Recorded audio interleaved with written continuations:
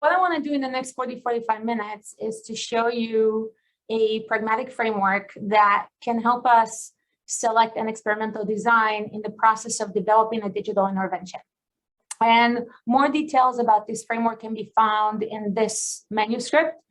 And the interesting thing about this manuscript is that I actually wrote it for the Mobile Health Institute. This is based on a series of talks that I gave at the Institute over the past 5 years.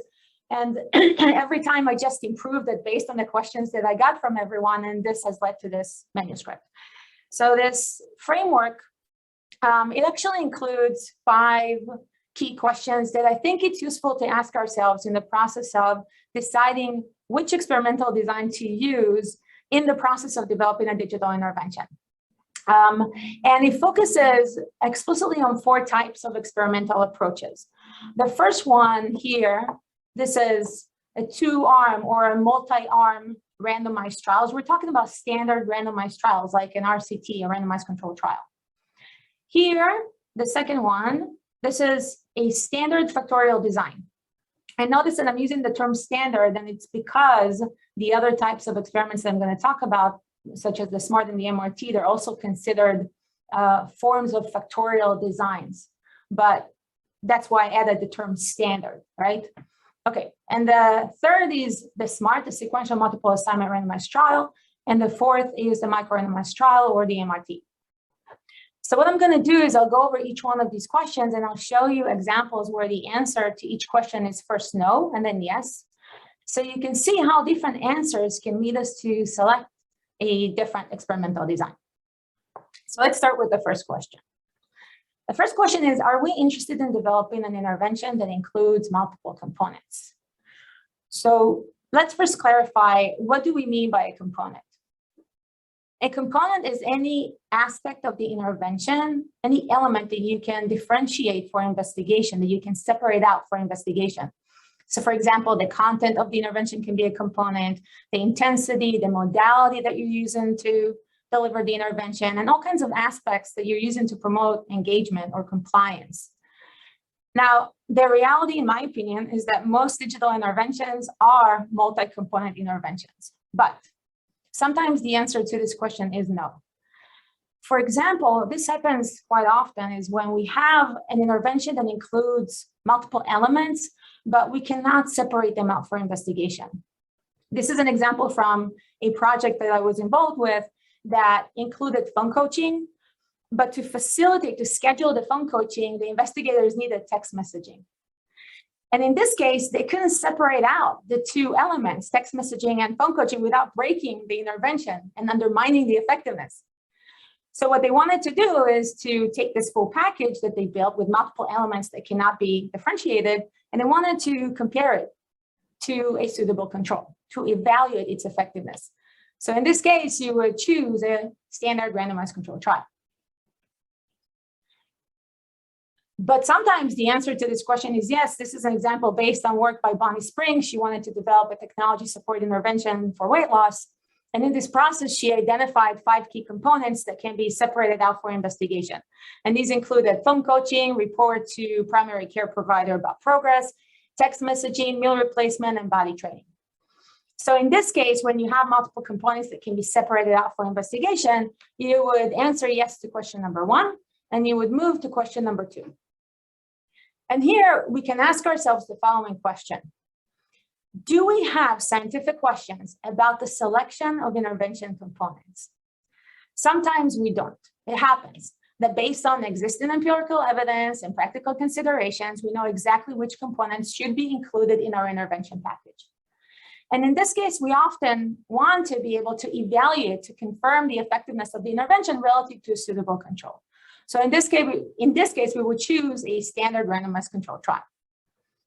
But sometimes we don't know everything that we need to know in order to put together a high quality package. For example, say that I don't know if I should include text messages in my intervention, and I don't know if I should include meal replacement in my intervention package.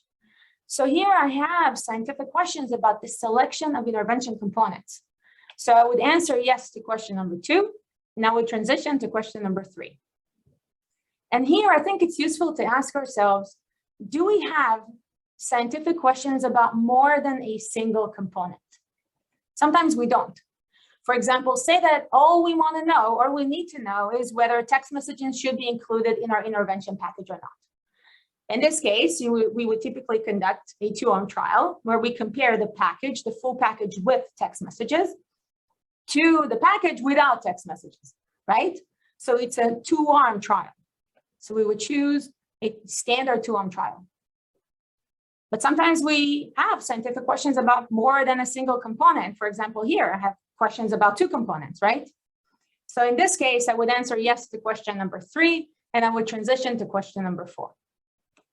And here we need to ask ourselves a question that is kind of tricky. Do we have scientific questions about the timing of delivering intervention components? What does it mean, questions about the timing of intervention components? These questions are questions about when to intervene, not just how to intervene. When to intervene, when it is best to deliver a specific component, and which component we should offer at different points in time. And sometimes we don't have scientific questions about timing, about when to intervene. For example, in this case, these questions are about how to intervene. Which component, text messages and meal replacement, should we include them at the beginning of the program? These are not questions about when to intervene, right? So in this case, we would answer no to question number 4, which would lead us to select a standard factorial design. All right, so what are factorial designs? I think that most of us are familiar with factorial designs. These are trials, randomized trials that typically include more than a single factor, more than a single independent variable that is manipulated systematically. And in these trials, the levels of each factor are crossed with the levels of the other factors to form a design with multiple experimental conditions. So if, for example, we would go back to these 2 questions, should we include text messages in the intervention, and should we include meal replacement? To answer both questions in a single trial, I will consider 2 factors, 1 for each scientific question, 1 for each component. Each factor will have 2 levels, on and off. On for participants who will receive the component, and off for participants who will not receive or will not be offered that component. And then what I do is I take the 2 levels of the first factor and I cross them with the 2 levels of the second factor. And this will give me a design with 4 experimental conditions. That's a 2x2 factorial design. You see? And then we have 4 conditions. Number 1, participants will get both components. Number 2, participants will only get text messages. Number 3, participants will only get meal replacement. And number 4, they're not going to get anything, right? Now let's assume that I can conduct a trial with 400 participants, and throughout all the examples, let's ignore attrition, okay? To increase balance in the factorial design, if we have time, I'll talk a little bit more about what does it mean balance in factorial designs, but that's a very important property of factorial designs that help us achieve sufficient power. But what I'll do to increase balance is I'll randomize my participants with equal probability to each one of these experimental conditions, 1 through 4. So I would have 100 participants, exactly the same number of participants in each experimental condition. All right, so let's assume that I conducted this study and I collected the data, and my outcome is weight loss at the end of the program, month 12. The question is, how do we use the data to answer both scientific questions? And the answer is by estimating main effects. So what is a main effect? A main effect is the effect of each factor averaging over, collapsing over the levels of the other factors in the design. So for example, to answer the first question, should I include text messages in my intervention or not? I will estimate the main effect of text messages by taking the mean outcome across all the conditions here. These are 2 conditions in which participants got text messages, and I will compare it to the mean outcome under the 2 conditions in which participants did not receive text messages. So notice this is a comparison of half of my sample, 200 participants, versus the other half, just like a 2-arm trial. It's kind of cool. And now the second question about meal replacement can be answered by estimating the main effect of meal replacement. And this can be done by taking the mean outcome across the 2 conditions in which participants got meal replacement, and I'll compare it to the 2 conditions in which they did not. You see that? So again, this is a comparison of half of my sample versus the other half. 200 versus 200. So something interesting is happening here, right? In both cases, for these two questions, we can answer them by using outcome information from our entire sample, right? And this is kind of cool. It's called the recycling property of factorial designs. And this is why factorial designs are so efficient for answering multiple scientific questions about the selection of components into an intervention package. But what does it mean, this recycling property? It means that outcome information from the same participant can be used and reused to answer more than a single scientific question. Now think about a standard RCT, where you compare an intervention package to control. In this case, outcome information from a single participant can be used to answer a single primary scientific question about the difference between intervention to control. Whereas here, outcome information from the same participant is used and reused to answer more than a single scientific question. You see that? So factorial designs, they allow us to use information from our experimental participants in a way that is highly economical, because they allow us to combine multiple experimental conditions in different ways, such that we can answer multiple scientific questions about the selection of intervention components. Now, if you want to learn more about factorial designs, these are a few useful resources. I highly, highly recommend Linda's 2018 book, Linda Collins.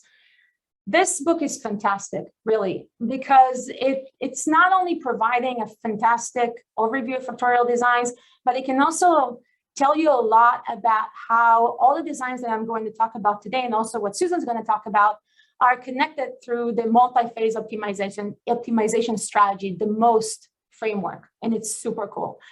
Linda is also giving a Coursera course that is available for free. This is the link, also highly recommended. And I promise I'll share my slides with all of you so you can have these resources and see them when you like to. Okay, so now I want to show you an example where the answer to question number 4 is yes, I have questions about the timing of intervention components. This is again an example, a simplified example. By the way, all the examples here are super simplified, and they're based on existing projects, but they are simplified for illustrative purposes. So this is based on a project, again, by Bonnie Spring, where we wanted to develop an intervention, again, that uses technology to support weight loss. And this time we wanted to start with some sort of a minimal technology-based support. And then we wanted at week 2 to identify participants who are showing early signs of non-response, and we wanted to give them more support, whereas responders would continue with the same initial intervention. Now, the reason why we wanted to do this is because we had data indicating that if obese and overweight adult who received minimal technology support intervention, if they do not lose sufficient amount of weight by week 2, about half a pound on average per week, they're highly likely to fail to achieve the ultimate goal of the intervention, which is 5% weight loss by month 12. So if we can identify them at week 2, we can identify them early. We wanted to do something about it to prevent them from falling behind, right? That's why we wanted to provide more support. Whereas responders, those who lost sufficient amount of weight, did pretty well, right? They were highly likely to achieve the ultimate goal. And that's why we thought, oh, it makes sense to continue. It's not broken, don't fix it, right? Okay, but let's assume, and that's what happened in reality, that we had scientific questions about how to initiate this intervention and how to best address the needs of participants who are showing early signs of non-response. Suppose that these are the questions that we had.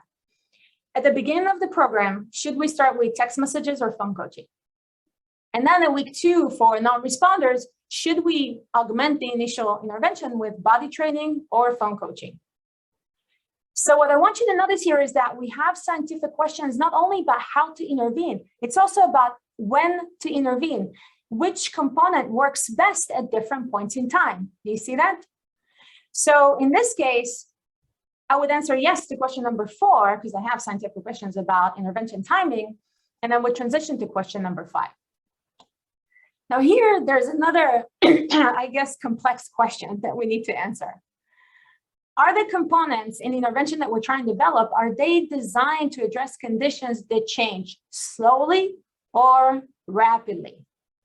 So when I say slowly, I typically mean over a few weeks or a few months, right? Now look at this example. What we're trying to do here is we're trying to address early signs of non-response, which unfold over 2 weeks, which unfold relatively slowly. Do you see that? Now, what I want you to notice is that we're trying to address conditions that unfold relatively slowly over a few weeks by using adaptation. So what is adaptation? Adaptation is the use of dynamic, of ongoing information about the participant to decide how to intervene, whether and how to intervene at a particular point in time. And adaptation can be operationalized by using decision rules. Do you see this decision rule here to the right? This is another way to describe this decision tree, right? If the participant is a non-responder, provide more support, otherwise continue. Now, this decision rule includes 3 key elements. The first one is the tailoring variable. The tailoring variable is information about the person that we use to decide whether and how to intervene. And here, this information is early response status.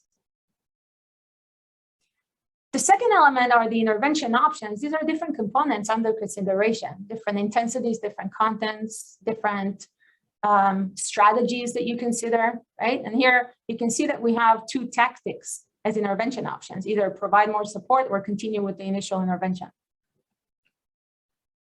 The third element are the thresholds or the levels of the tailoring variable that differentiate between conditions in which we need to provide one intervention option versus another. You see this now, these no and yes, right? These levels. These are the levels of the tailoring variable response status that differentiate between conditions in which we need to provide more support versus continue with the initial intervention. So when we say adaptation, that's essentially what we mean. We mean a process where you monitor participants continuously to obtain information about the tailoring variables, and then you use thresholds or levels of the tailoring variables to decide which intervention option to offer, and then you deliver the recommended intervention option. That's the adaptation process. Now, the adaptation process is triggered at decision points. These are points in time in which we need to decide whether and how to intervene. And here there's a decision point at week 2. Why? Because this adaptation process, which is described through this decision rule, this adaptation process is designed to address conditions that unfold over 2 weeks. That's why the decision point is at week 2.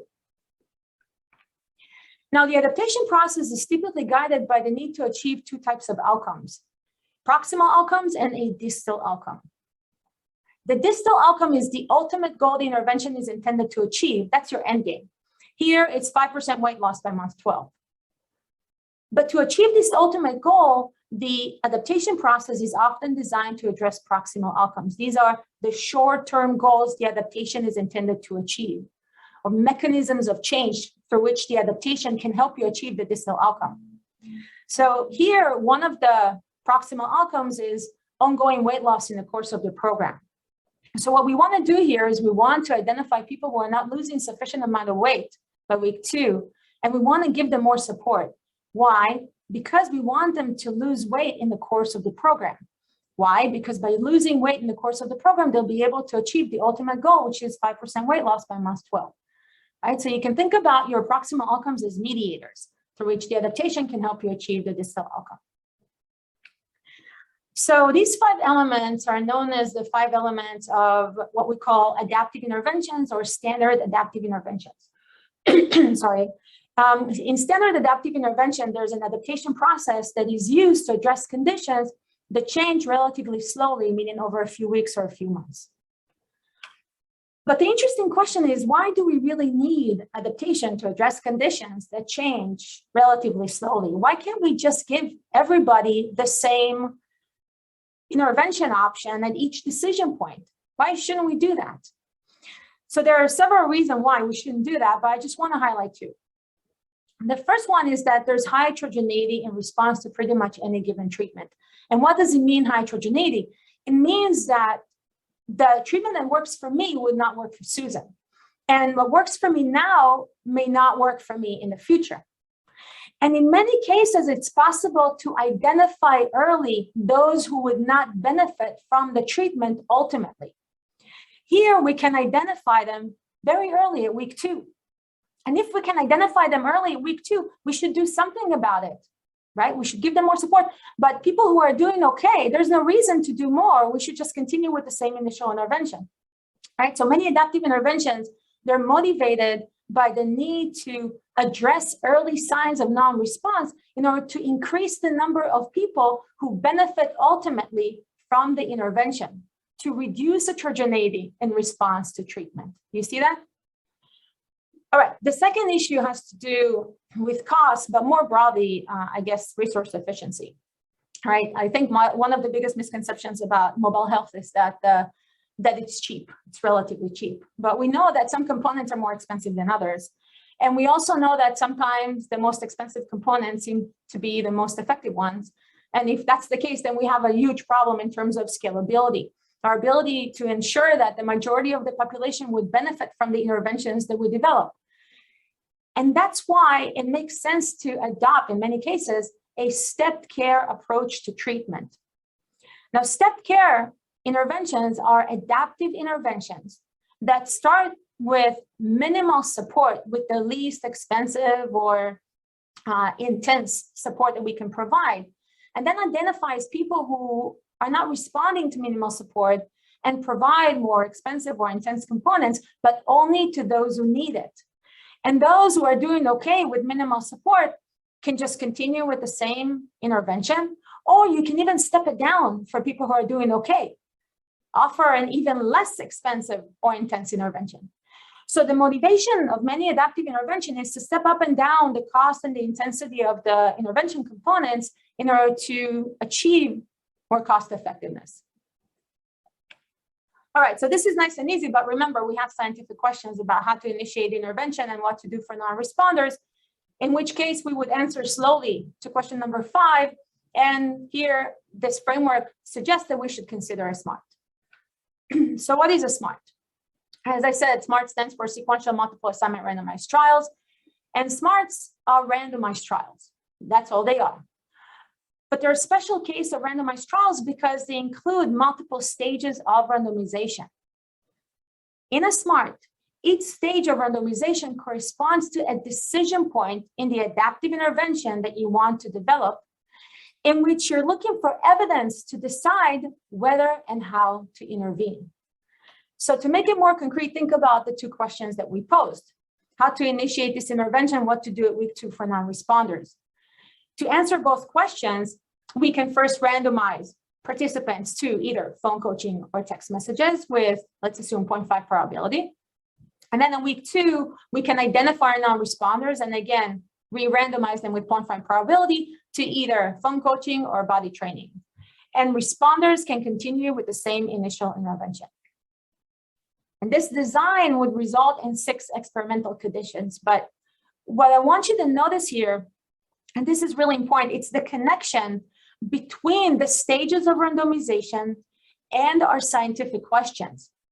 And most importantly, the connection between the stages of randomizations and the decision points in the adaptive intervention that we're trying to develop.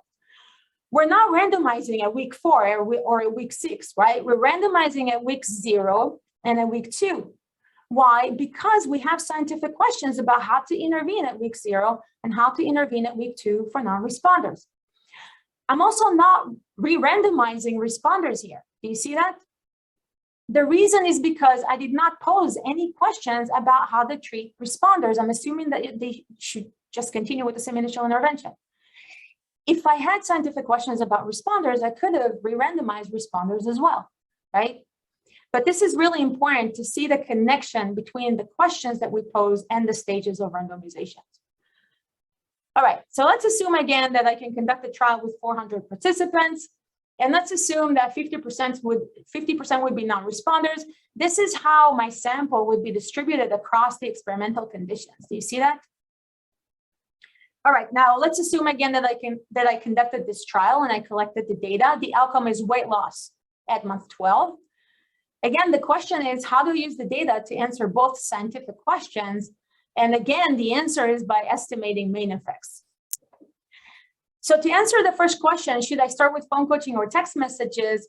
What I can do is take the mean outcome across the 3 conditions in which participants got phone coaching initially, and I can compare it to the mean outcome across the 3 conditions in which participants got text messages initially. I want you to notice that, again, this is a comparison of half of my sample, 200 participants, versus the other half, just like a two-arm comparison. You see that? And you can think about this as the main effect of the first stage components averaging over subsequent components for responders and non-responders. The second question about what to do for non-responders, phone coaching or body training, can be answered by taking the mean outcome across the two conditions in which non-responders got phone coaching, see subgroup 2 and 5, and I'll compare it to the mean outcome across the two conditions in which non-responders got body training. See that? Subgroup 3 and 6. So again, I'm comparing half of my non-responders versus the other half. And you can think about this as the main effect of the second stage component among non-responders averaging over the initial components. All right. Data from SMART studies can also be used to answer many other super cool scientific questions. And if you want to learn more about them, these are a few useful resources. There are many other useful resources out there. What I do want to recommend is this webpage. This is on our center's website. This one includes many examples of SMART studies that are completed or in the field, and many investigators find it extremely useful. All right, so now I want to show you an example where the answer to question number 5 is rapidly. So you see the comparison between slowly and rapidly.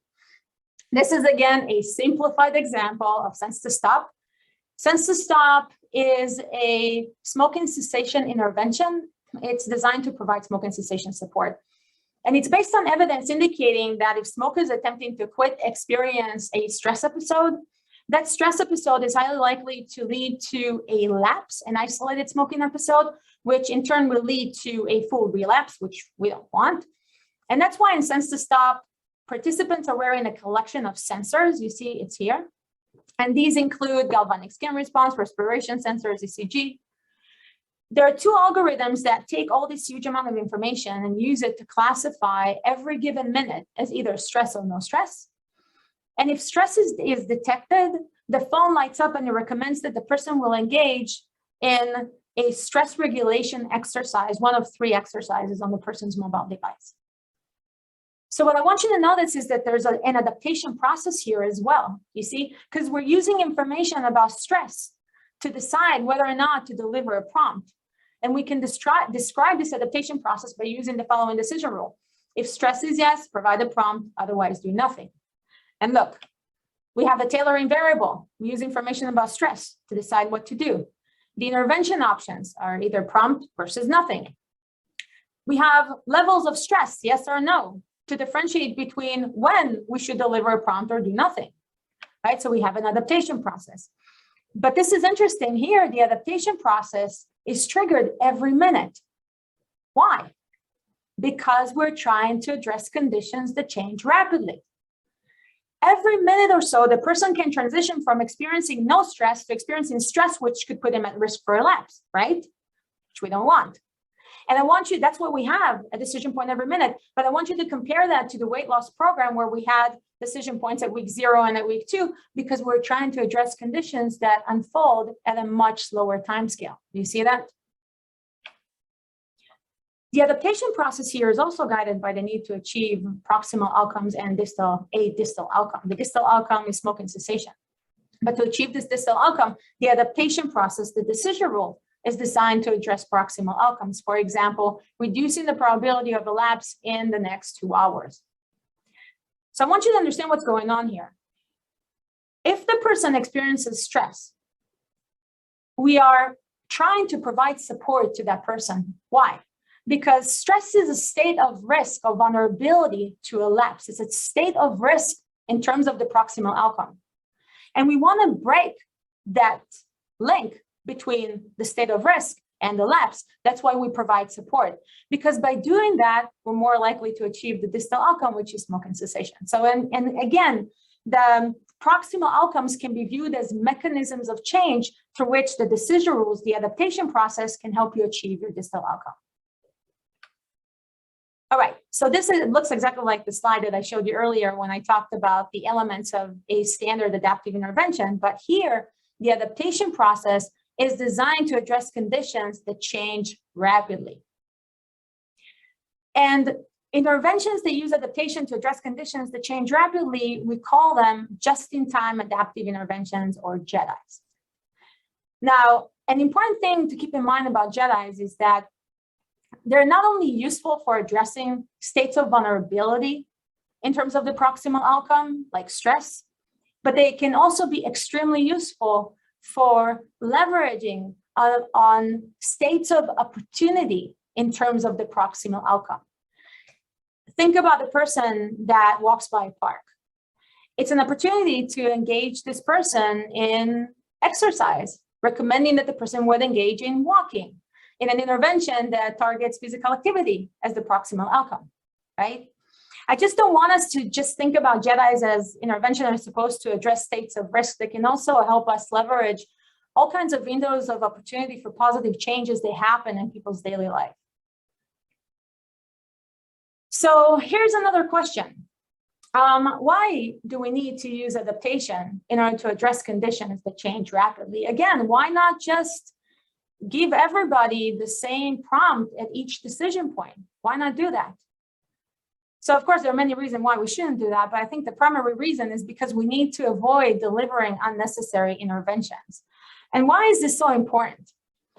It's really important because the conditions that we're trying to address, think about stress, they don't only change rapidly, they also change in daily life, in the person's natural environment.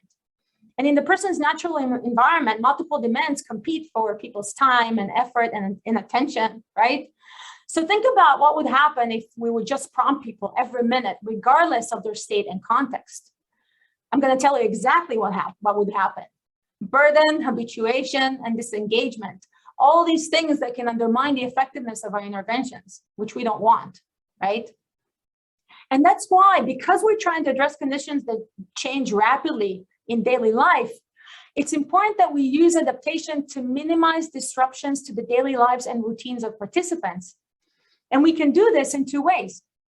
One is to use adaptation to deliver an intervention only when the person experiences states of vulnerability or opportunity. And the second is to use adaptation to deliver an intervention only when the person is receptive to that specific intervention. So what does it mean, receptivity?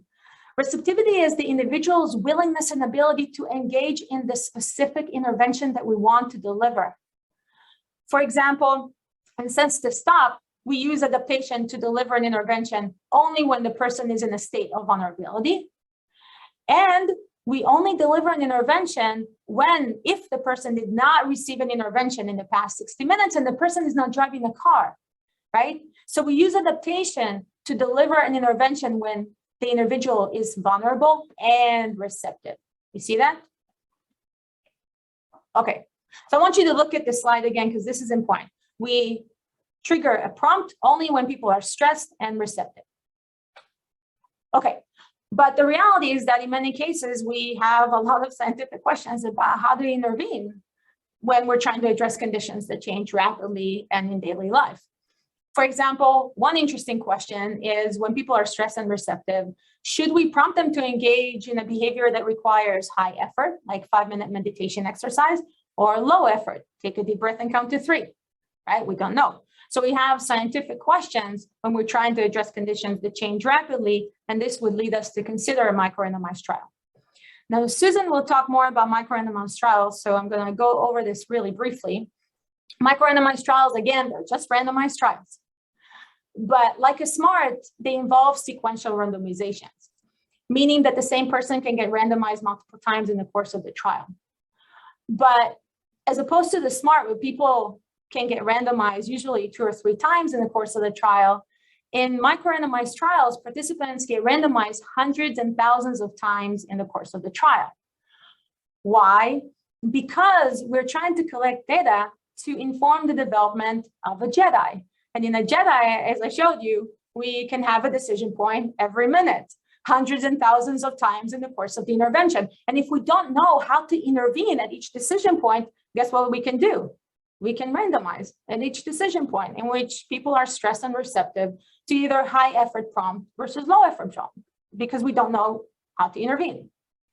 And the data can help us answer scientific questions about the construction of the Jedi. For example, on average, when people are stressed and receptive, is it more beneficial to deliver a high effort versus a low effort prompt in terms of the proximal outcome, reducing the probability of a lapse in the next 2 hours?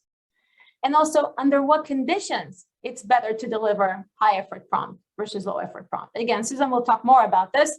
These are a few useful resources about micro-randomized trials. And again, I highly recommend trying out this webpage. This one provides many examples of micro-randomized trials that are completed or in the field. All right, this framework is obviously not perfect, right? There are many other questions that can help us refine the decision about which experimental design to use. And also it focuses only on four experimental approaches that are other experimental approaches out there that could be integrated. But I think the most important take-home message for me is that the process of selecting an experimental design should start by specifying the kind of intervention that we're trying to develop and the scientific questions, right? That's the most important thing, because the scientific questions should drive the selection of the experimental design, not the other way around. All right, so before I hand it over, before we open it up for a few questions, I wanted to thank my collaborators, my amazing collaborators, and the funding agencies that are funding our work. All right, how much time do we have for questions? Billy, you have a ton of questions on the chat. Awesome. And we have 15 minutes, which is fantastic. Which is great. Okay, so hold on, let me see where to start. It goes back pretty far because you have a lot, so you have to keep going up. Oh, wow. Okay. How does the differential cost of the intervention components? Oh, it's hard to read it. Hold on. Wait. That's an age-related problem. Okay, so I can't control my mouse, so I can't go up and down. So you just need to tell me what it says. Okay, wait, I'll tell you. Wait, just let me find them. Just give me a second. The first one, you can be brief about this one. Okay. How does the differential cost of the intervention components enter into using that flow chart? You know how you went along those different and are using a particular experimental design in the flow chart? Where does the cost of the intervention component enter in? Yeah, so it can enter in various ways. And I think one important way is when I was talking about the step care approach, right? You start with less expensive, less burdensome components initially, right? And then you consider more expensive components to those who are not doing so well with minimal support. So I think that's the most important way of considering cost.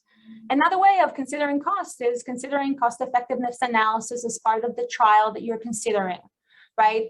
Or considering an outcome that integrate effectiveness and cost simultaneously. So there are various ways to go about it. I think it's a great question.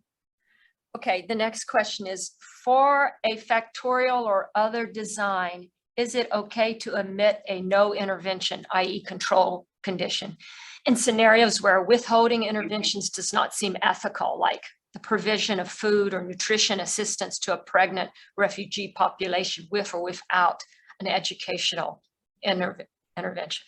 Yeah, so I think there are various ways to go about it depending on the situation.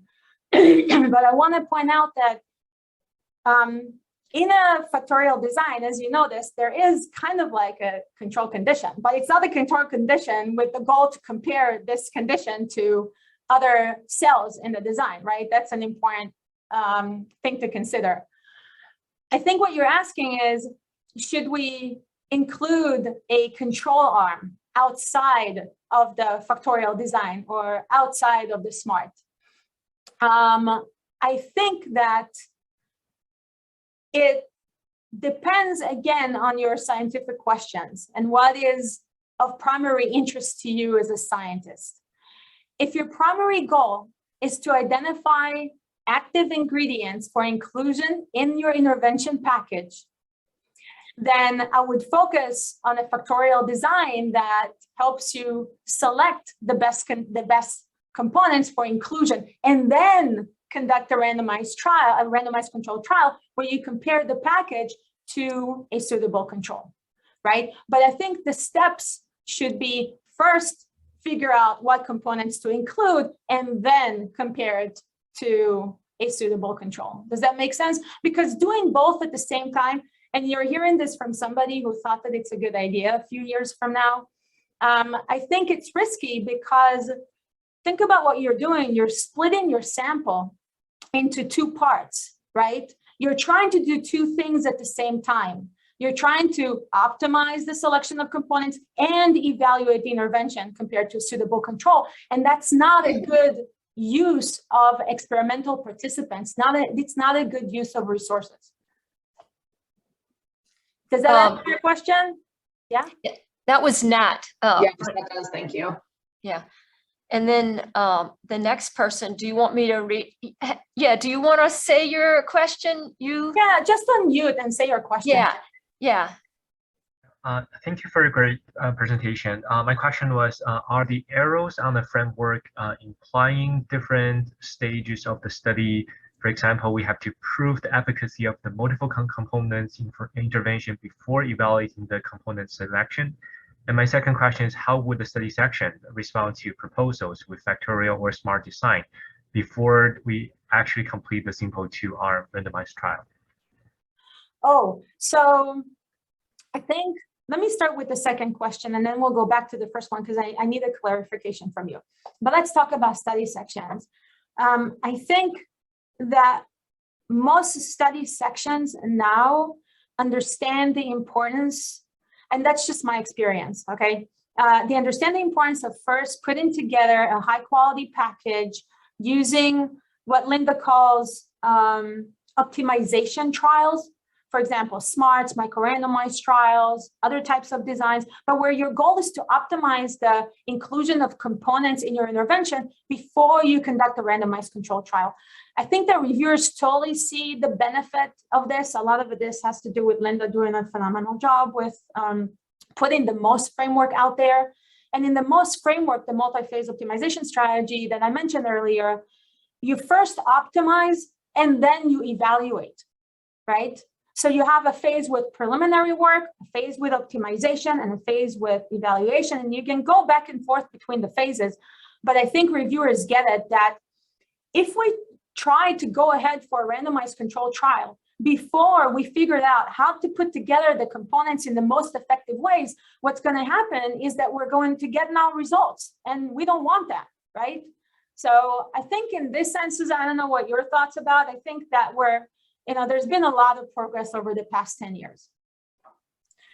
Now, in terms of the first question, can you tell me more about the arrows? Which arrows do you mean? The arrows in the SMART or the arrows in the framework?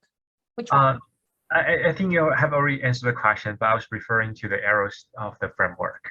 Of the framework? I have already answered my question. Thank you.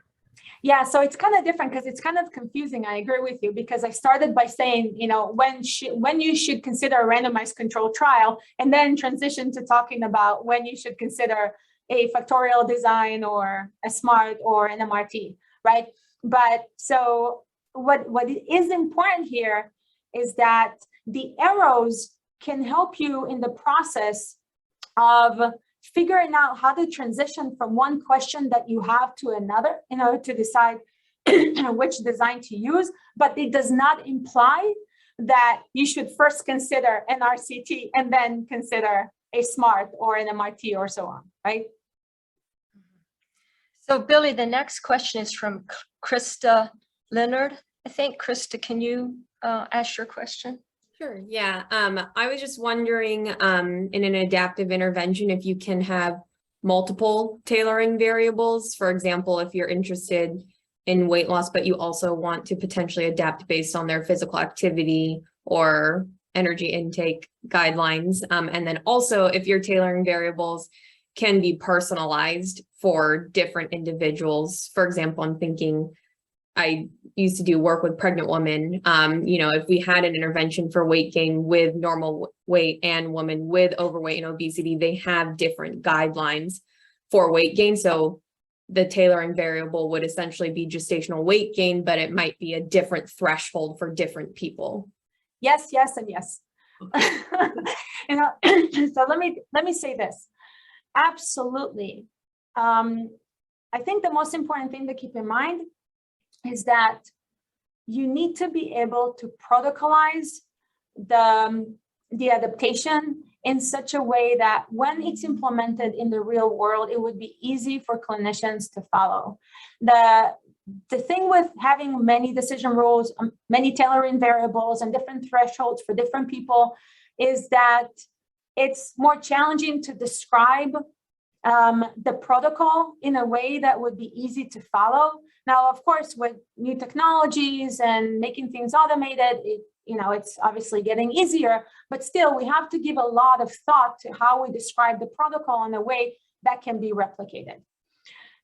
The second thing that I wanted to say is that there's one thing to include multiple tailoring variables, in the adaptive intervention that you're trying to develop, and including multiple tailoring variables in a SMART, right? These are related, but two different things. For a SMART, I would recommend that, because what is a tailoring variable in a SMART? It's a variable that you use to restrict the randomization in the SMART so that different subgroups would be offered different subsequent intervention options. And for this thing, I recommend using a very limited set of tailoring variables. I would recommend one or maybe two, but not more than that, right? Because it's making the SMART extremely complex and difficult to implement. And also, usually there is one or two tailoring variables that are the most important ones in relation to the scientific questions that you have, right? So this has to do with simplicity, but also with prioritizing your scientific questions. Does that make sense? Yes, thank you. So, but Billy, if I just have some measure of responsivity in the data analyses, maybe I could look at other tailoring variables, right? It's not like I'm cutting my throat. Yeah, that is true. And you're not cutting your throat because you can, in the data analytic phase, you can look at whether there are additional tailoring variables that is worthwhile to include in your adaptive intervention. But the SMART itself, the trial design itself, should be kept relatively simple. Carolyn Dorfman has the next question. I think we can move to the next question. You addressed this, that by looking at the main effects, you don't have to sacrifice power and sample size and things of that nature. So you can move to the next one. So that's Carrie. Yeah, thank you for your talk, by the way, it's excellent. Yeah, I was confused on the slide where you had text messaging and phone coaching, and then the non-responders in the phone coaching group were randomized to phone coaching or buddy, but the non-responders in the text messaging group were randomized to phone coaching or buddy. You were assuming, I guess, that phone coaching is more effective than text messaging, because I'm not sure that's always the case. But no, I wasn't assuming anything. I was just using this to simplify a more complex design. But maybe the word that I did not use when I introduced this design is more. So the subsequent intervention options is to either offer more intense coaching versus switch to body training. That was the idea. right. So I was assuming you'd say more text messaging. And you can go this route. Okay, yeah, got it. You can totally go this route. So let me tell you this. So Carrie, I love your question. So the original design, right? Let me describe to you the original design. So it was actually, the first randomization was to either a mobile app alone versus mobile app plus coaching, because we wanted to know if coaching is needed to support weight loss, if on top of the mobile app, right? And then for non-responders, we either added text messages or added another component that they did not get before. So this relates directly to what you're saying, right? But I did, that's why I said I did simplify just for illustrating. Okay, yeah, I thank you. That was helpful. So Billy, Krista Leonard has an interesting question. I made an attempt to answered it, but my English was not so good because I didn't notice my English. So maybe you'll. I can't see anything. I can't see. Okay, So there Christy, you want to ask the question again? Yes. So my question was, for a participant's perspective, how do you pose the need for adaptation? So again, I was part of an adaptive intervention where we adapted the intervention and increased the dosage based on whether women gained in excess of IOM recommendations. But when we stepped up the intervention, often our women felt very discouraged and thought that the step up was a punishment. And so then sort of stopped engaging in the intervention because they didn't want to feel punished anymore. And so we considered a step down approach where we would sort of take it away, but that wasn't very feasible from a cost perspective to give them everything at once. And also pilot studies showed that they couldn't handle the entire intervention or the really high dosage of the intervention. So just wanted to hear experiences on that. Yeah, so this is a really critical issue because we want to be able to increase engagement in the intervention and retention in the trial, right? But let's not talk about the trial. Let's talk about the intervention, the adaptive intervention. That would simplify things. When you are identifying early non-responders and you give them more support, you got to make sure that they don't get demoralized by the fact that they were identified as non-responders and they need to do more. It's already quite challenging, right? And there are ways to do it. I know that we've been using motivational interviewing type of conversations with participants to get them on board. First of all, so there are two things. One, before the intervention even begins, you need to tell them that this is an intervention, or to explain it's an intervention that identifies their unique needs and is trying to address them.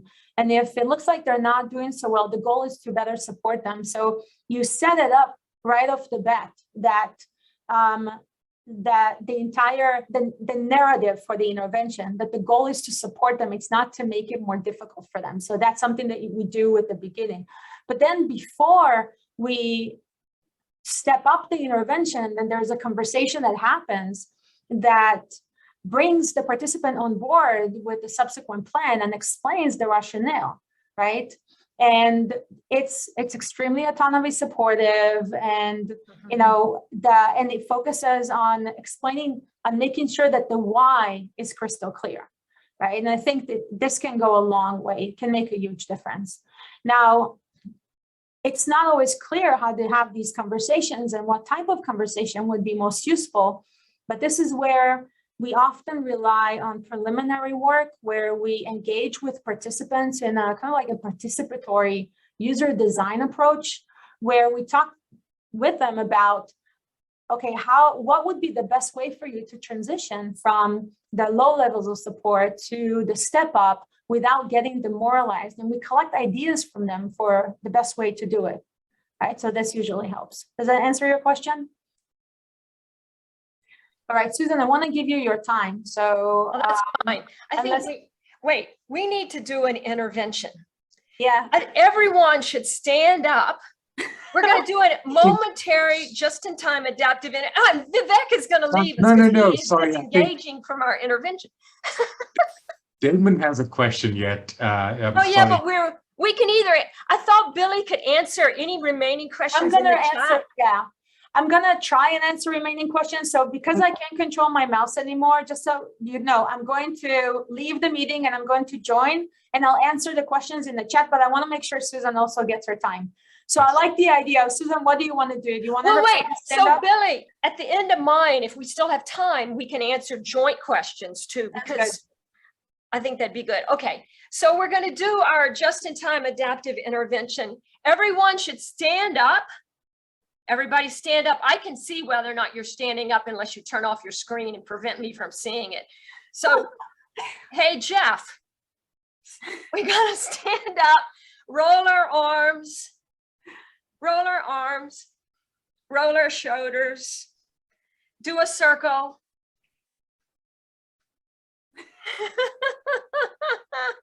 Yeah, do our neck. I like the idea about the neck. Okay, thank you so much. I have had a successful just-in-time adaptive. Awesome, successful just-in-time. I'm afraid to move, Susan, not to break anything with my computer. Anyway, okay, so I'm gonna leave you, Susan, so you can start and then I'll join back in. Okay. I'm going to share my screen now. I have to fix it first so that I can see people's faces. So just give me a second or I won't be able to see any faces. Okay, so you should be able to see our first screen. There's Billy and then me. Okay, so my talk, it follows nicely, I think, after Billy's. It's a little bit more high level though. So what we're going to talk about is personalization. This is a way to think about the future in some sense, and I'm going to try and come back to this by the end of the talk. There's this, we always want to continually learn and continually improve any intervention, particularly a digital intervention, as long as people could use them. We want continual learning, continual improvement. And so that means you end up with this rather interesting merge of just-in-time adaptive interventions and micro-randomized trials. And you're going to see this happen here. Okay, there's the little icons. Today, I'm going to mainly speak about heart steps. It provides a really nice platform for me to make the issues clear. So I don't have any conflicts of interest to disclose. I have three things I want to communicate. Micro-randomized trials, you've heard a little bit about that, and I'll talk briefly about that because my main goal are the second two bullet points. I'll talk to you about an artificial intelligence method. It's called reinforcement learning, and how it might be used to personalize digital or mobile health interventions. And what do we even mean when we talk about personalization? Often it's not so clear, and I'll provide a definition of what we mean when we say personalization in this particular context, in the context of digital interventions. I have a lot of collaborators, in particular, the AI algorithm we're going to see the impact of was built by Peng Liao. He's at the top of the screen.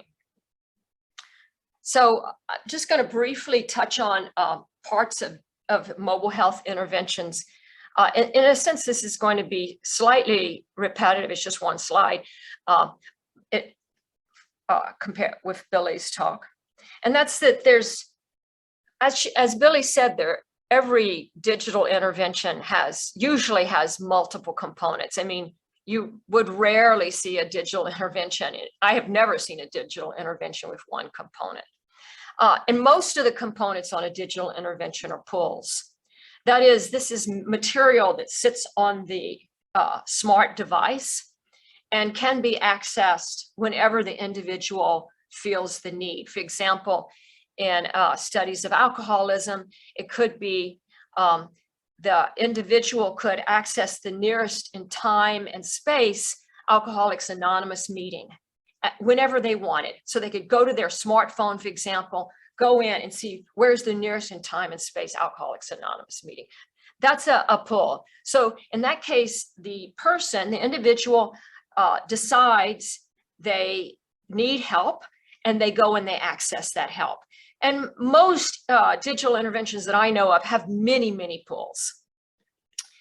The issue with pulls is they require that the individual recognize that they currently need help and that they remember and have they're not so overburdened cognitively because of stress or other issues, that they remember, oh yes, I can go to my smart device, my phone, and access that support.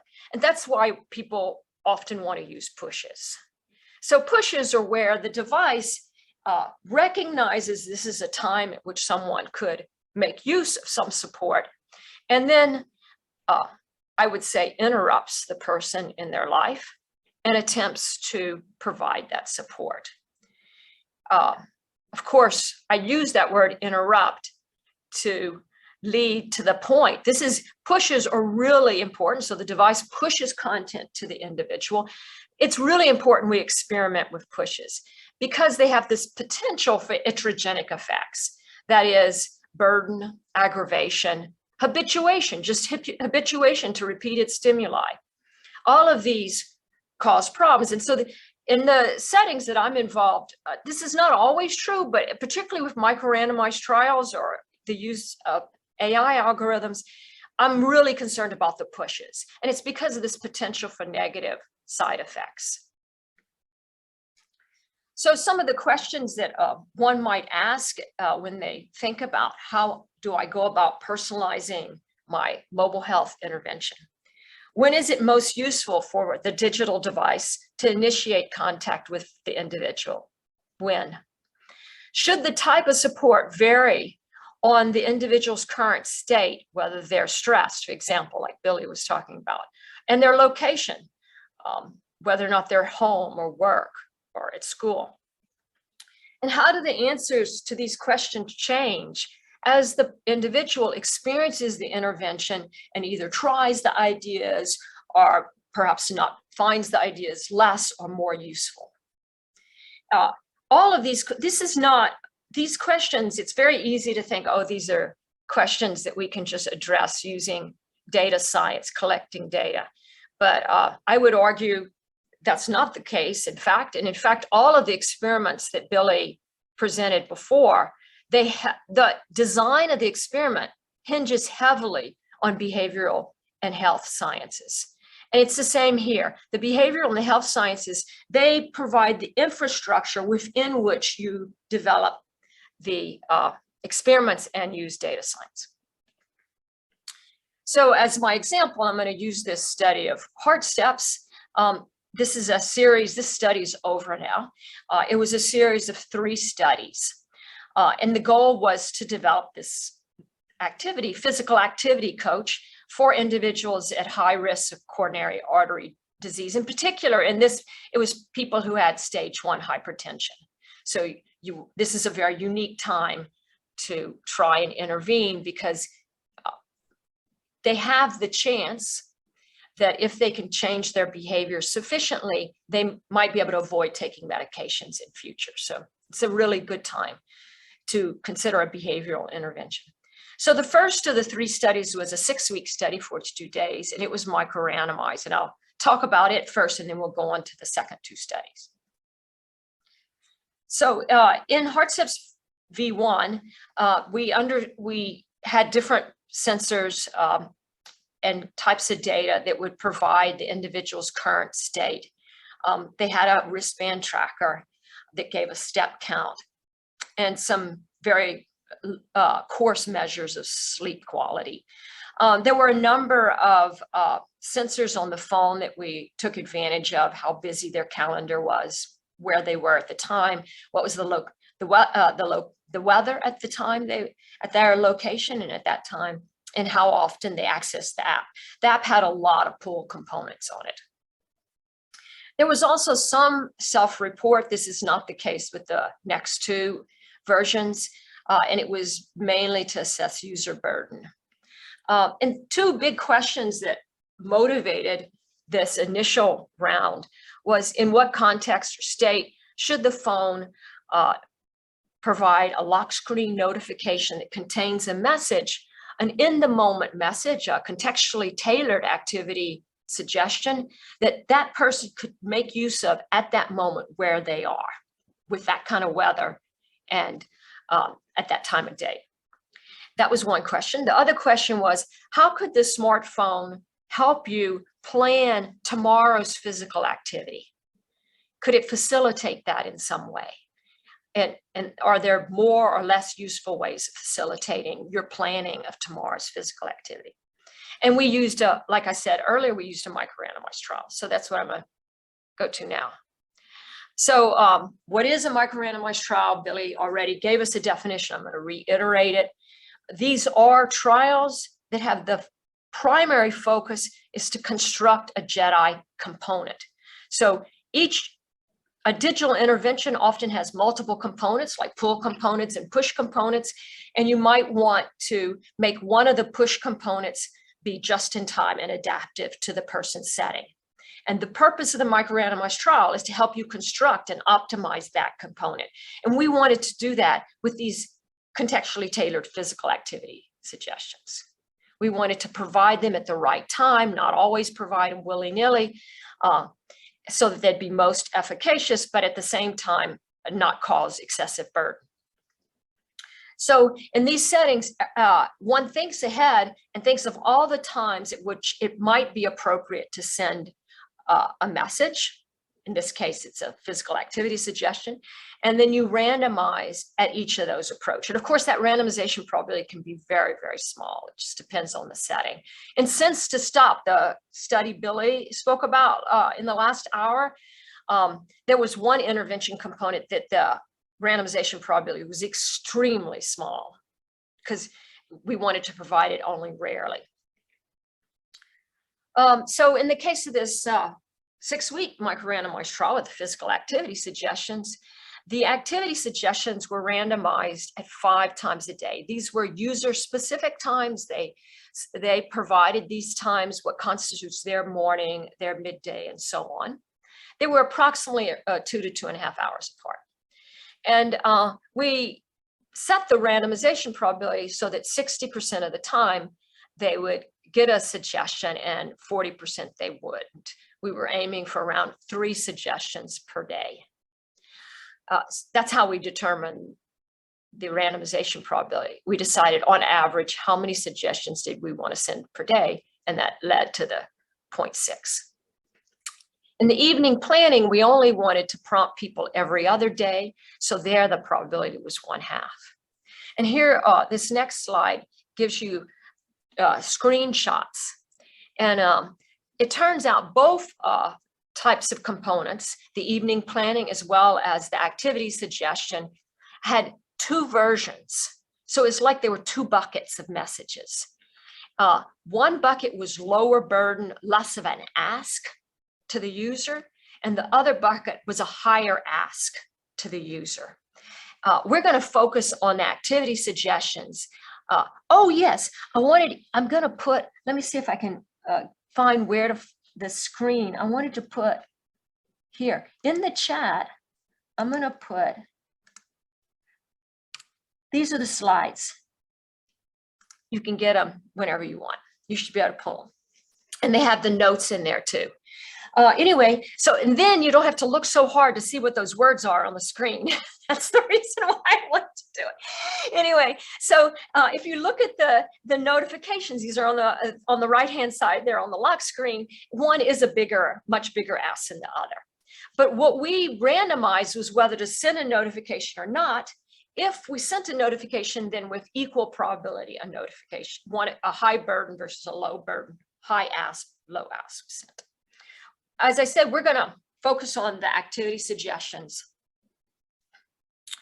Again, these activity suggestions were randomized 5 times a day, user-specific times, and we wanted to aim for an average of 3 suggestions per day, 3/5, 0.6 probability.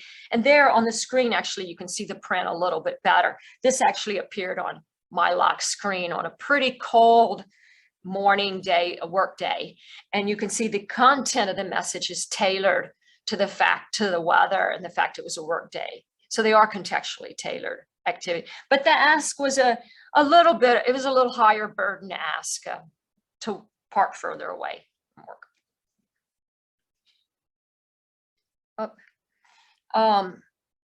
Let me just make sure, okay. So the goals of these activity suggestions, this is a real, I don't know, this is kind of a vague conceptual model here, causal chain.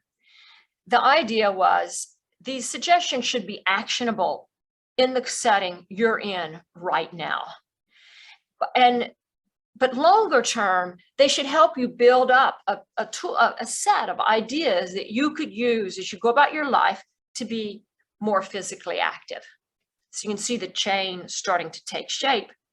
And then combined with other intervention components, pull components, self-monitoring components in particular, these should help you over the long term to prevent adverse cardiac events.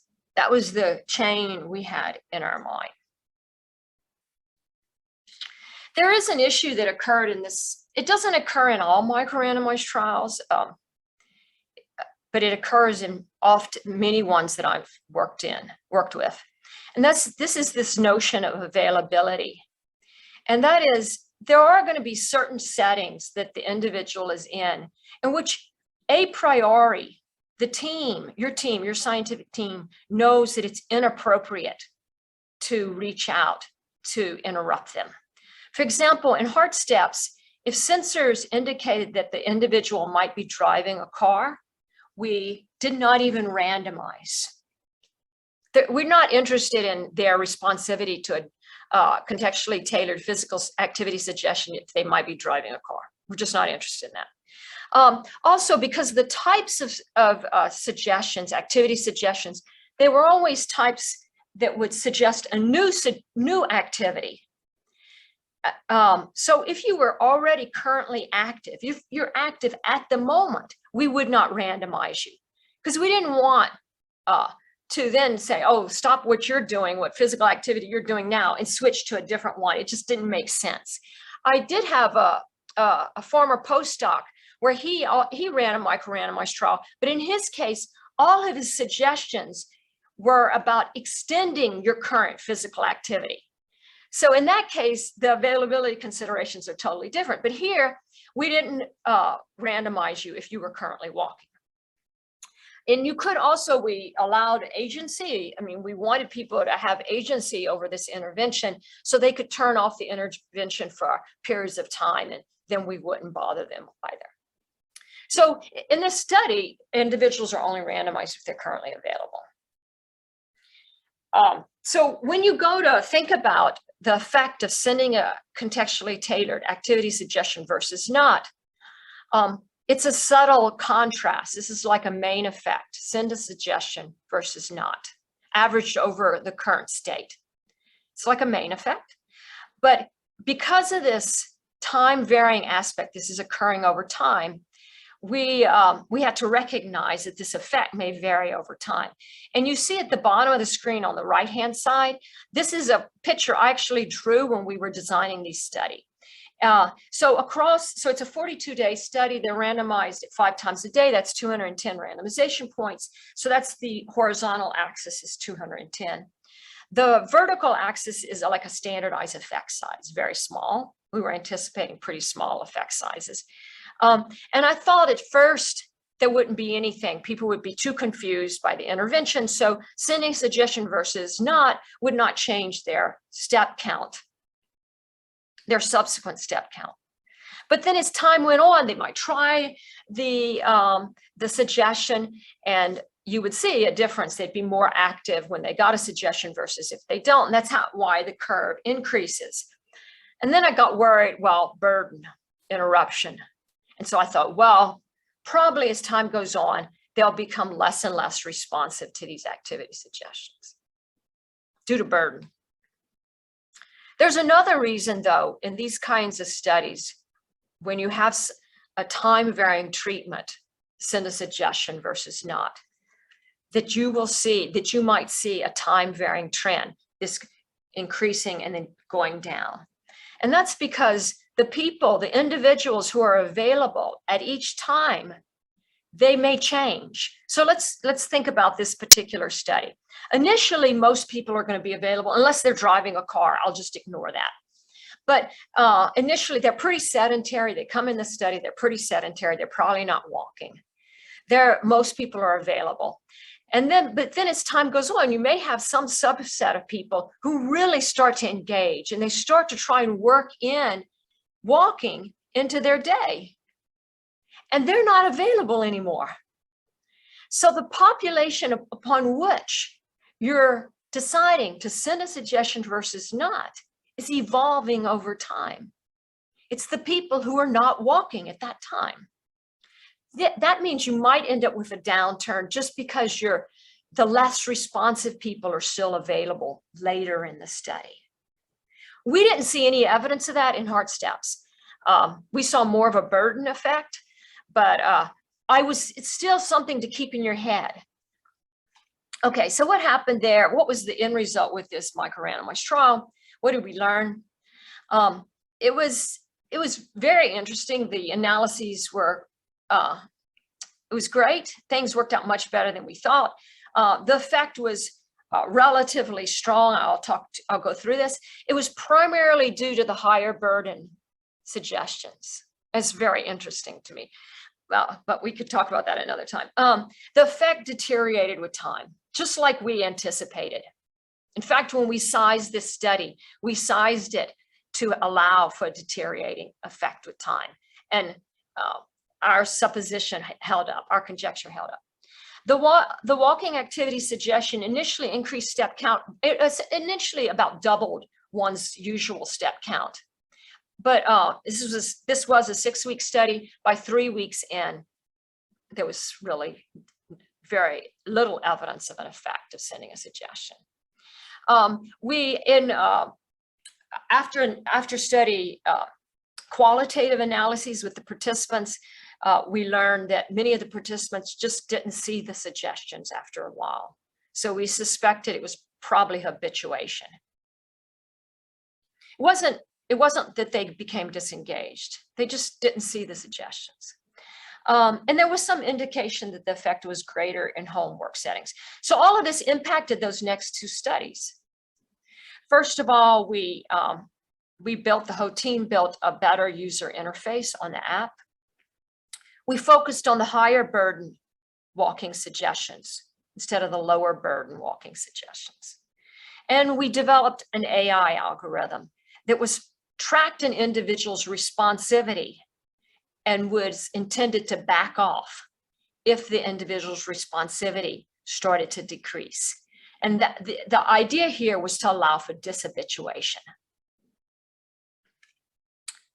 Okay, so that's what we're going to talk about now, AI reinforcement learning. And I'm going to talk about it at a high level. It turns out these types of algorithms can be viewed in a way which is really that most scientists, they're just not that complicated. Everybody just uses lots of words when they describe them. And I'm going to attempt to show you how they're actually much less complicated than people think. So this is the second 2 studies, and these were longer. One was 3 months and one was 9 months.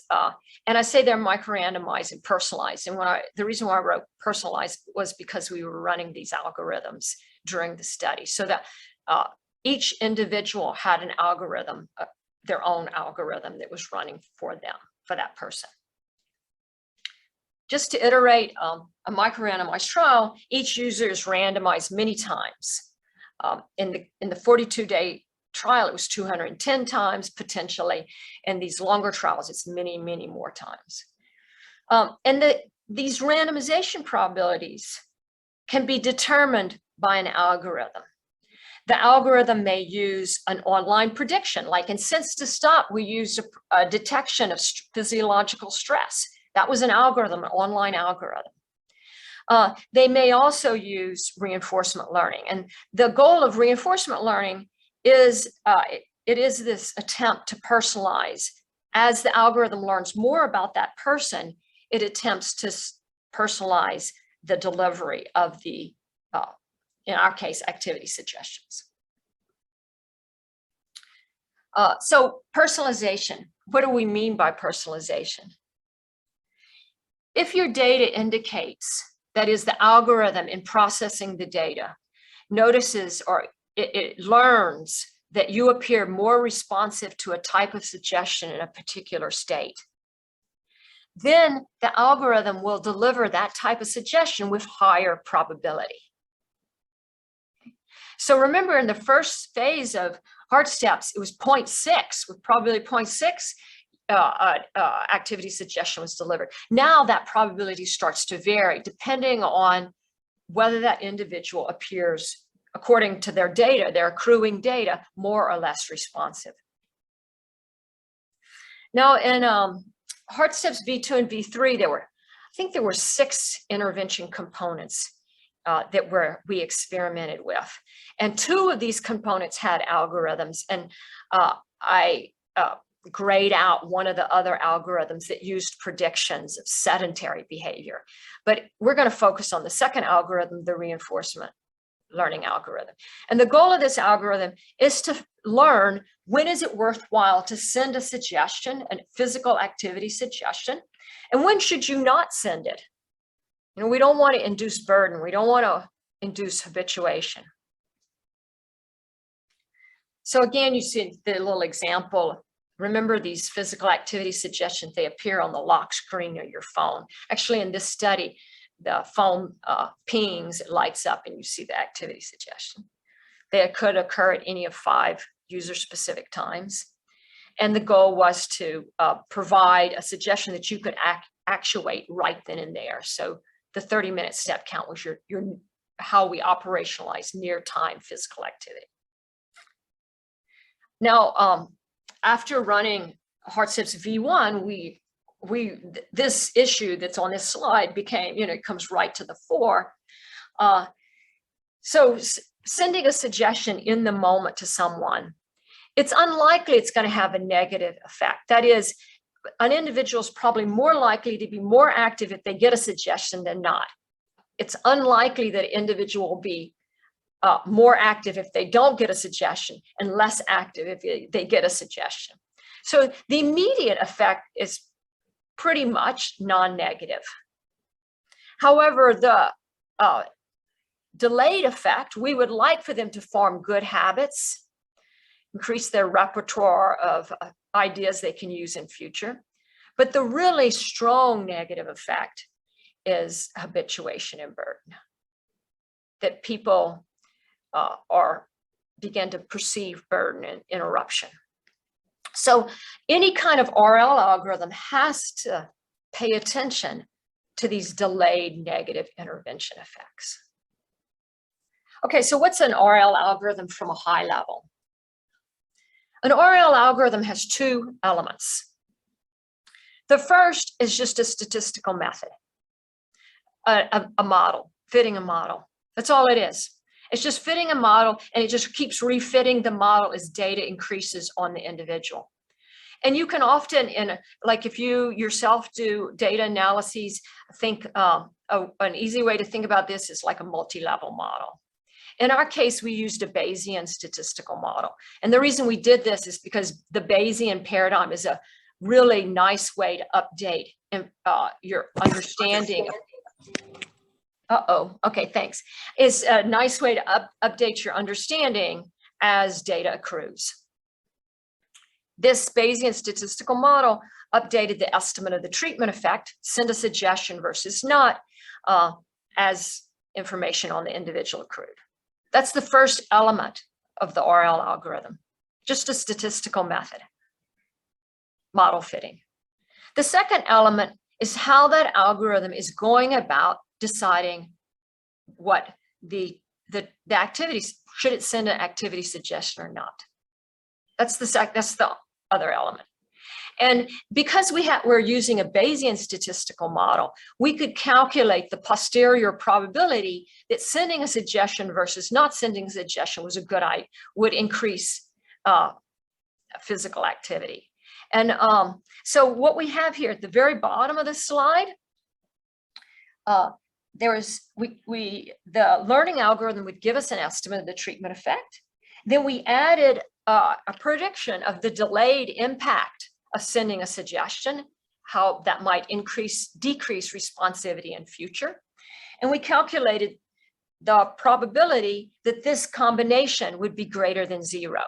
So any treatment effect that the algorithm, the statistical model gives you, it has to overcome the predictions of delayed effects in future. Now, if that probability, the probability of the treatment effect plus the delayed effect greater than 0, if that's really high, then with high probability, the algorithm sends a suggestion. If that probability is really low, then with very low probability, the algorithm sends a suggestion. So we're going to see this in the next couple of slides. I'm going to show you some results from individuals in this study. So this was one individual. This individual was in the 9-month study. The individual came into the study in November 2019 and left in August 2020. So in the middle here, this is when this study went on at Kaiser Permanente in Seattle. And so in the middle, this is when everything closed down in Seattle, late March, due to the COVID pandemic.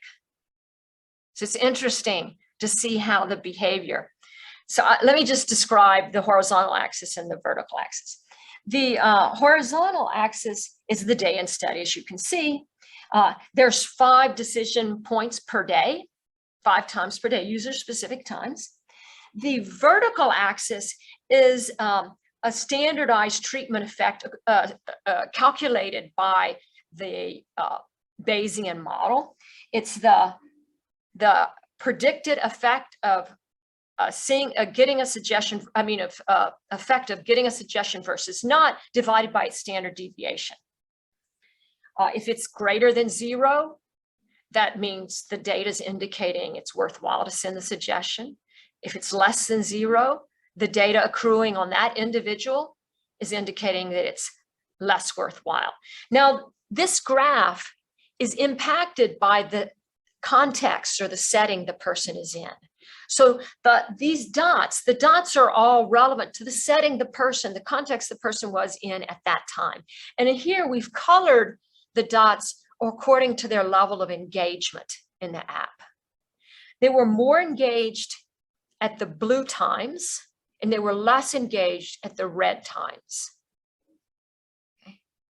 And you notice that pretty much all the blue times, the algorithm is saying, I predict their treatment effect to be higher. And at all the red times, when the person is less engaged. Here, engagement means that in the prior day, you went to the app and accessed the app and looked at pages, all of your own volition. The red dots are times at which this individual was less engaged. So when I saw this graph, man, I was pretty excited, because I thought, wow, this is great. Look at this algorithm. It's learning that if the individual has been pretty engaged, it keeps predicting that the treatment effect is higher, and it maintains that prediction. So the data is consistent with that. As time, the algorithm says, I think the person is going to be more responsive if they're currently engaged. And then in fact, they must be, because the algorithm continues to predict that the person is going to be more responsive. What happens to the randomization probabilities? So here's the chance that an activity suggestion is sent to that individual at the exact same time. The red dots are the dots at the times the individual is less engaged. The blue dots are the times the individual is more engaged. And you can see exactly that kind of pattern, that with lower probability, the individual is sent a suggestion if they're currently apparently less engaged.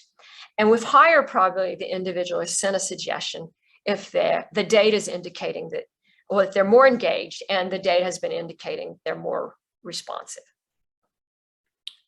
So when we talk about personalization, what I'm thinking in my mind is these 2 figures, one on top of the other. I've shown you both of these figures already.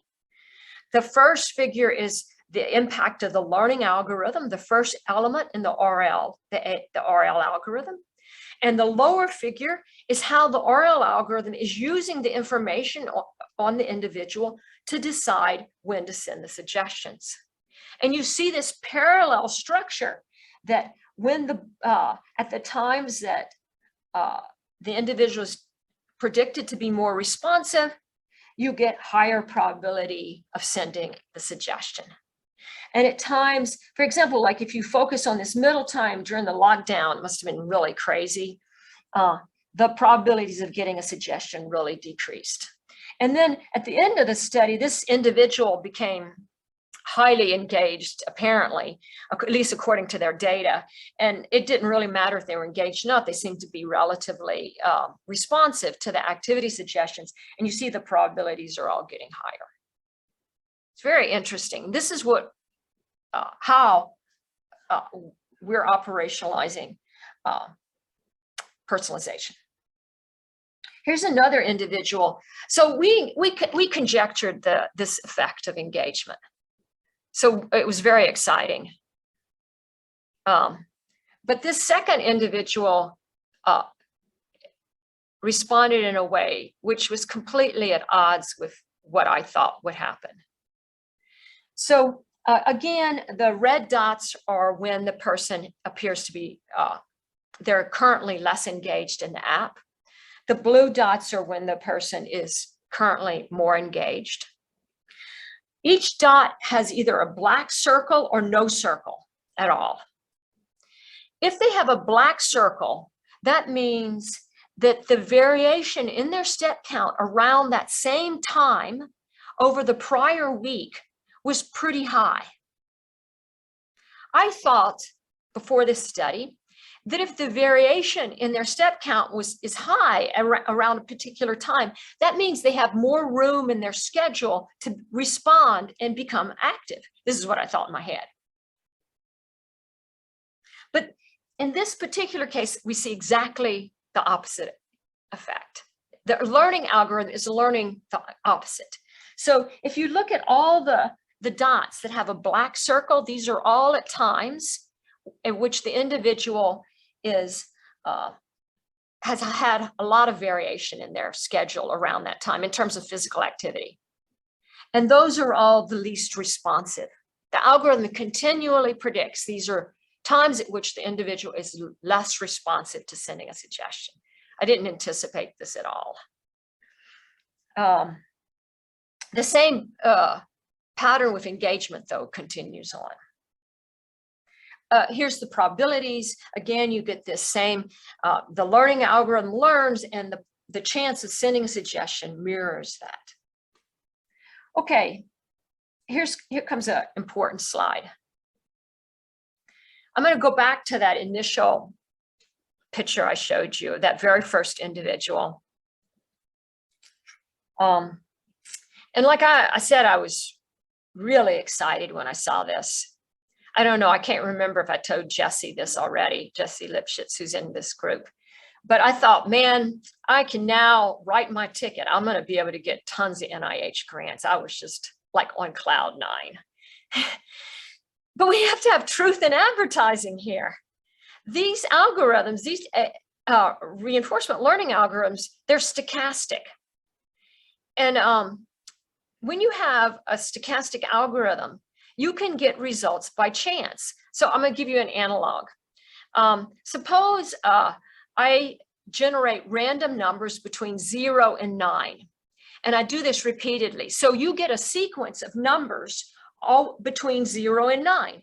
You know, the first number may be 4, the second number may be 8, the next number may be 2, and so on and so forth. And so you get this whole sequence of random numbers. I'm just generating them. There's 10 numbers. Each one has probably 1/10 of occurring.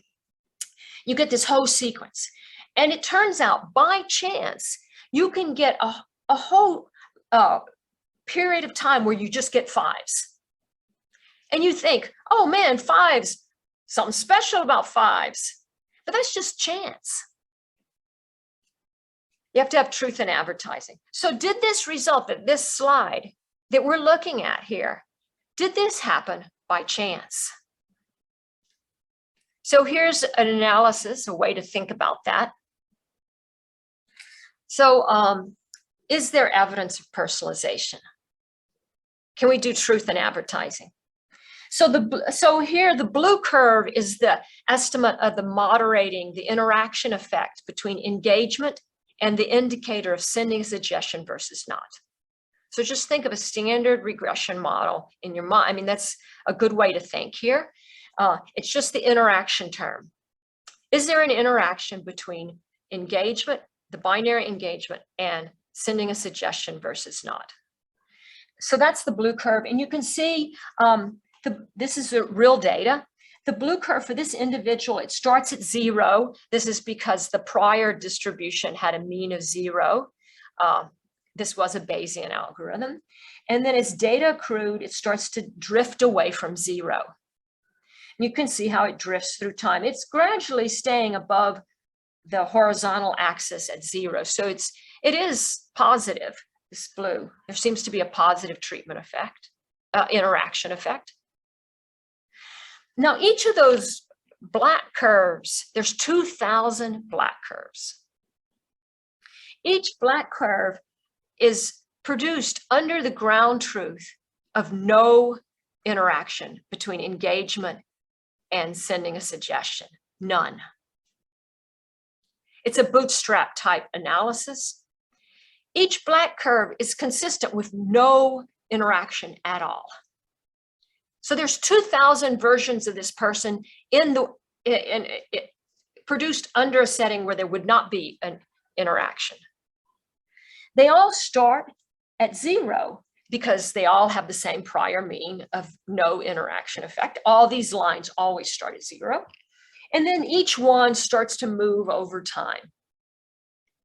And what we can see is early in the study, the blue curve stays well within the mass of the black curves. And the black curves are all consistent with no impact no interaction effect. This was quite surprising because you look, go back to that slide.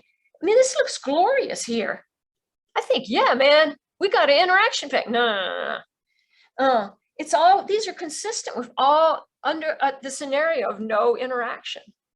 But as you go on through time, now you start to see that blue curve drift above the black lines. So the evidence now starts to increase that the person is more responsive at times that they're more engaged in the app. You can see that's in here. We have enough evidence. And then the evidence dissipates because closer to the end into July, the person appears to be responsive no matter what. Very interesting. I just want to point out the most common purpose of randomization and continual experimentation is to always continually improve, to continually improve your product, for example.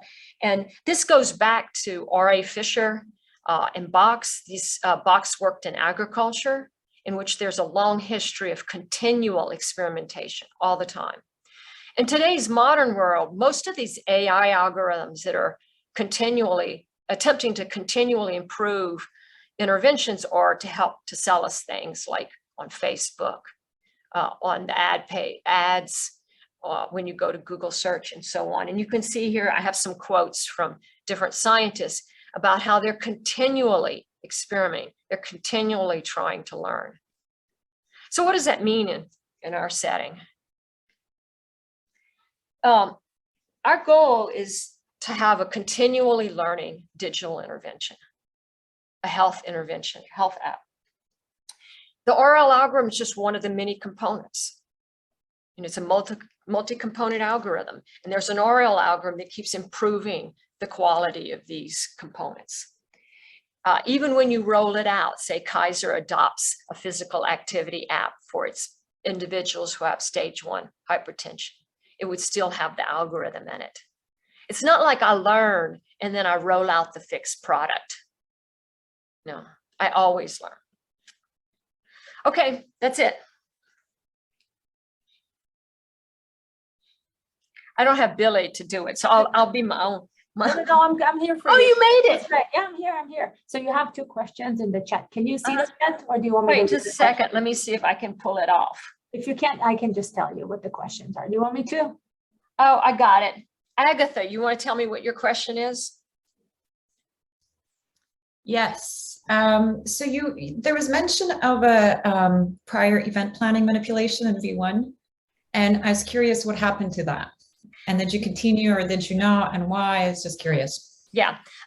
So both of those intervention components, the activity suggestions as well as the planning component, had 2 variants, higher burden, lower burden. In both cases, only the higher burden showed any evidence of having an impact. In both cases, qualitative studies with the participants indicated they liked the other version, the low burden option, better. So the planning component now in the current version is only weekly. Before it was potentially daily. Mm-hmm. And that's due to the complaints by the individuals. And the low burden activity suggestion now is being used in a completely different way. more as people love the low burden activity suggestions. There was no evidence of an impact on their behavior, but they liked them. Mhm. And so we thought of them more as an engagement strategy. Gotcha. Very interesting. It's very interesting that the Yeah. higher burden alternatives had the bigger impact, yet people perceive that burden. It makes sense with people's brains. Yeah. Thank you. That's great. So Susan, you have a question from Varun, I think, about the bounds for the adaptive probabilities, how you determine those. Right. That's a great question. So in this problem, let me see if I can go back to that slide because you'll be able to see it.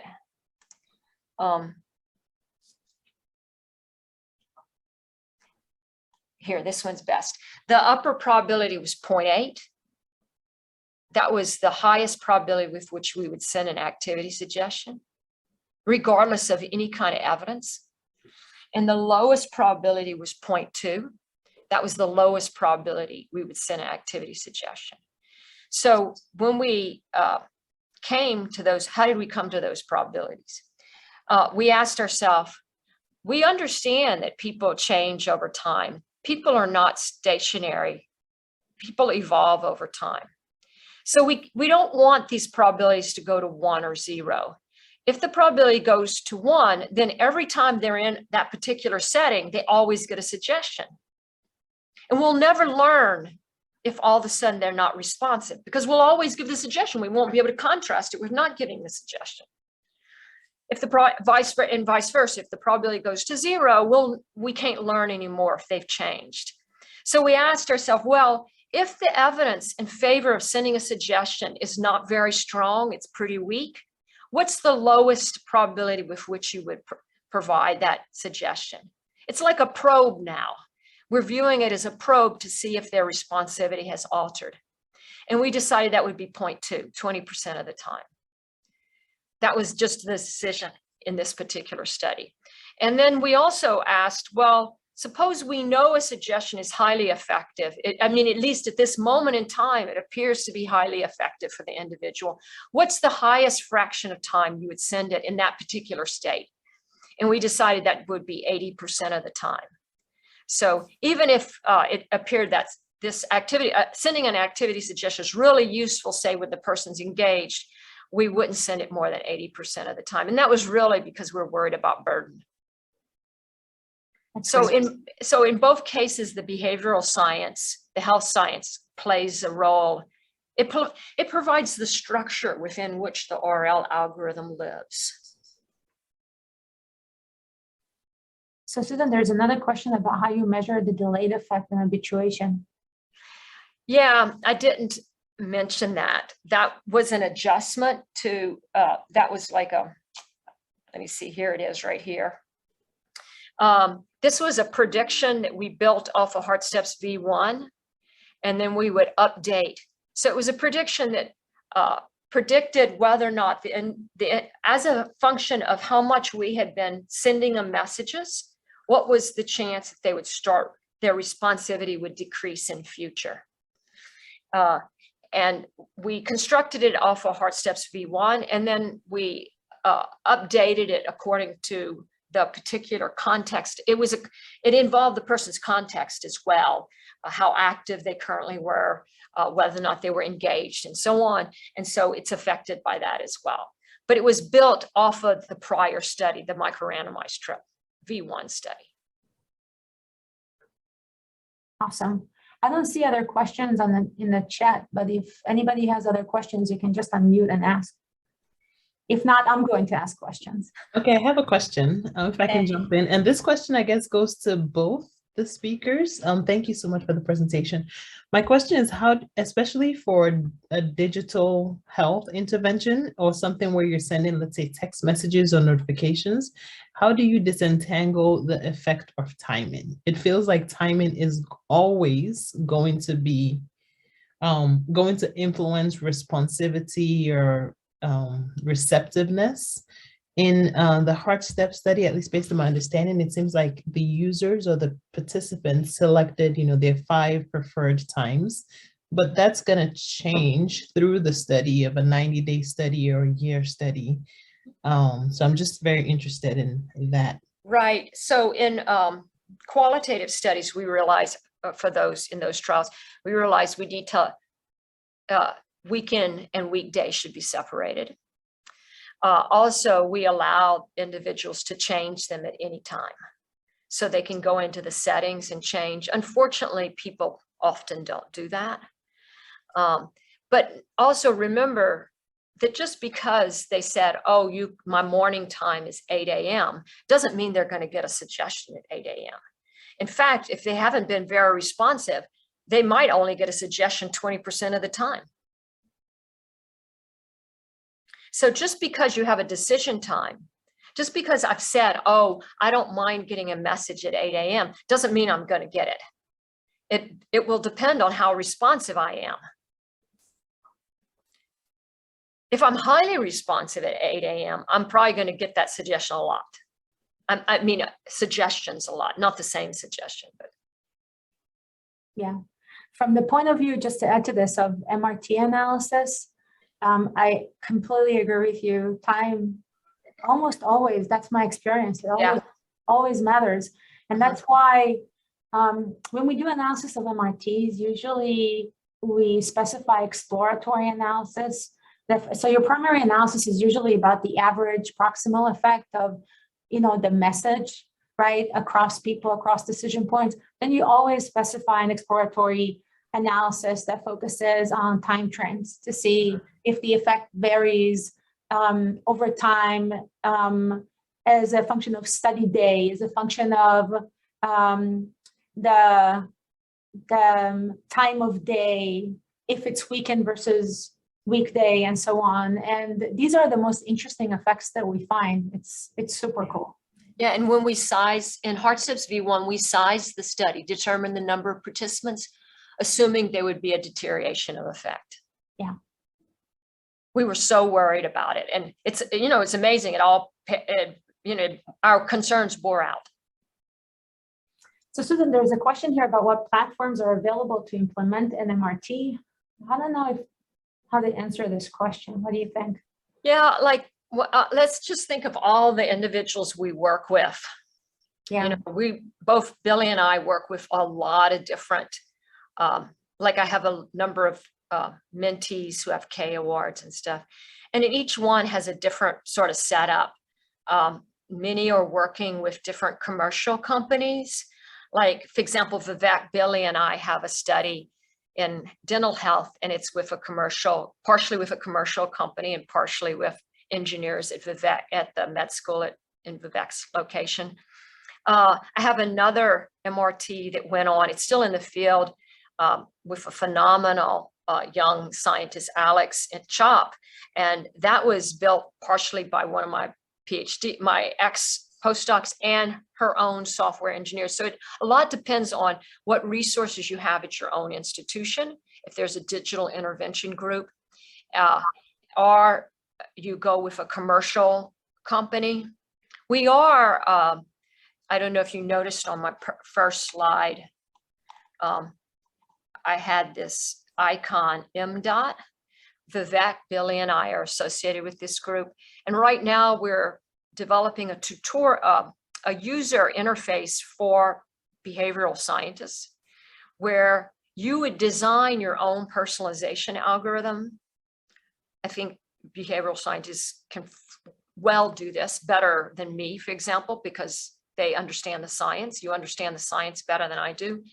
And then the toolbox produces an API that a company or people in-house can take and put into your app. That's our goal right now. It's a hard situation for many people, and you learn a lot. We have a number of papers now that we're writing to try and help people avoid all the pitfalls. Yeah, and we're hoping, that's our goal as a team, as part of our center, to build a platform that will be available to the public, that will allow you to just mix and match. You would have different components, different elements that you might want to include in your micro-randomized trial and your learning algorithm. and you'll be able to identify them, and then you would take them to your software development team, and then you don't have to have someone that is super sophisticated, like a top-notch software engineer on your team, but somebody who can just identify what are the elements that are needed, what module is needed, and then you'll be able to take it and use it. And I'm hoping, because we're in the process of conceptualizing what this would entail, and hopefully we'll be able to develop this over the next few years and make it available to everybody. Yeah, we're not going to develop an app. Yeah. Because the app technology is changing way fast. Yeah, I definitely place my bets on web-based being the next. Oh yeah. Yeah. All the computations mainly are going to be, I think, are going to be on the cloud. Yeah, that would be incredibly valuable. I actually know Alex from CHOP, and she kind of got me into this line of work, but yeah, she's great. And I've used Way to Health, but at Penn, I don't even know if that would work for an MRT. So it would be super great if you guys develop that. Yeah, you would send your people, all we would do is provide an API and tutorials, of course, because you don't want someone, my opinion is this is a technology that's evolving very fast. People are using Siri. You don't want someone to develop an app. What you want is you have to hire a group that will develop that app, but you want them to be able to easily take in these APIs and not have to become specialists. I see a question from Varun. Sorry to, I'm kind of going back on the prior discussion, and it was about, did you consider, in the hot step study, you had proximal outcomes as steps in the next 30 minutes, but did you also consider the steps throughout the day, at the end of the day? Because I can easily imagine that they are getting, based on availability, they might get an intervention and they might be available, but they might not be receptive to actually do the intervention at that point. And they might instead go for a walk 30 minutes later because they are in a meeting or they're doing something else. So did you account for that? And if not, how do you think that can be done? Because, proximal, and that's more in terms of the JIT-I architecture overall, because that kind of creates different proximal outcomes, which is confusing to me. Well, no, we had the exact same concerns. Let me see if I can find where that 30 minutes. So we were really concerned. I can't remember where I have this. Oh, here. We had enormous arguments about what the proximal outcome should be. Here it is. Because we were concerned about substitution. Like I might only respond that evening, for example, not at the moment. But there was no evidence of that in this data. We saw no, when you write this better than me, when you write a grant application, you have your primary analyses, you have your secondary analyses, and you always have to have a number of analyses that do more in-depth exploration. I call them hypothesis generating. And these are the kinds of substitution was that's what I call substitution, right? For example, I'm not responsive at the moment, but later in the day, I use that idea. And I go for a walk. And so in the end, my total step count will be the same. I've just moved, but I might have moved it around or something like that. We didn't see the total step count also went up with this study. So it looked like in secondary analyses, like we added that intervention, added step counts to their day. But I'm totally with you on that. I was very concerned that they would just maybe be active at the decision times, but not be active later, and so on. You have to be concerned about that. But also one needs to remember about how these suggestions were built. They were specifically built to be useful where you were at the moment, what the weather was like, the time of the day. So they were most actionable because the content of the suggestion was tailored to that. So they're most actionable at the time you're at. You currently are. But if we didn't want them to become less active as the day went on, no. So we were very, yeah, that resonates with me. And these are the kinds of analyses you want to do. And this is another reason why you want to do qualitative studies as well. Yeah. So Susan, this I think this concludes our session.